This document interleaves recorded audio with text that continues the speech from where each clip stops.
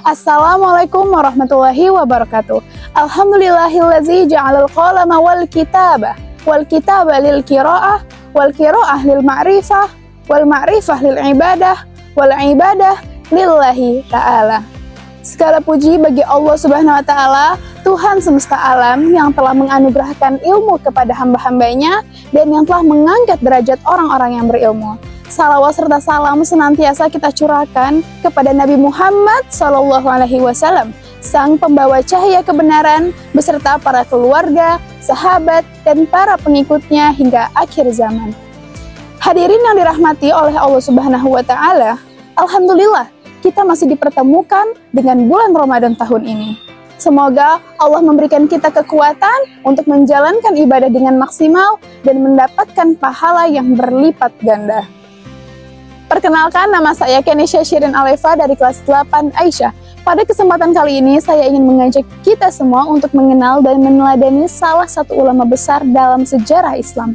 Beliau adalah Ibnu Hajar al-Asqalani, seseorang yang mengabdikan hidupnya untuk ilmu hadis, memberikan kontribusi luar biasa dalam dunia Islam, dan menjadi mercusuar keilmuan bagi generasi setelahnya. Nama lengkap beliau adalah Ahmad bin Ali bin Muhammad bin Hajar al-Asqalani, lahir pada tahun 773 Hijriah di kota Kairo, Mesir, dan wafat pada tahun 852 Hijriah. Sejak kecil beliau sudah menunjukkan kecerdasan yang luar biasa. Bahkan sebelum umur 10 tahun, beliau sudah menghafal Al-Quran dengan sempurna dan mulai mempelajari ilmu-ilmu Islam. Ibnu Hajar adalah seorang Al-Hafiz. Al-Hafiz adalah gelar yang diberikan kepada seorang ilmu hadis yang telah menghafal lebih dari 100.000 lebih hadis beserta sanad dan perawinya. Beliau juga seorang muhadis, mufassir, faqih, dan sejarawan yang sangat berpengaruh dalam Islam. Ada beberapa karya-karya monumental Ibnu Hajar al-Asqalani. Di antaranya ada Fathul Bari, Tazib at-Tazib, Bulughul Maram, dan Al-Isyabah fi Tamyiz asy-Syahabah.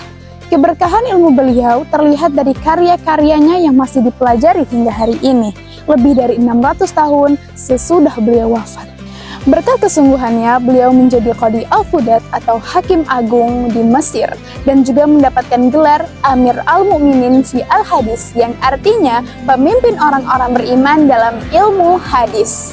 Ibnu Hajar al-Asqalani adalah bukti nyata kalau ilmu adalah jalan kemuliaan dalam Islam.